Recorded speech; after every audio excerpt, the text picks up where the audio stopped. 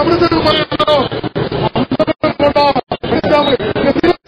వరకు ఈ పోరాటం కొనసాగిస్తామని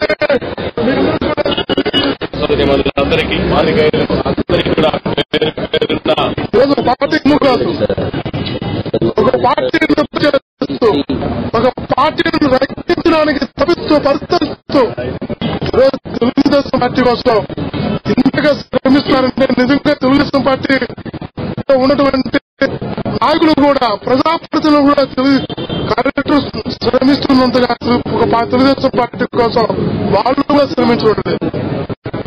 ఎందుకలా పార్టీని కాపాడుకుంటున్నావు కుమ్ముగా ఉన్నత ఇంత స్థాయికి దిగజారిపోతాయా? ఇది బాధాకరం.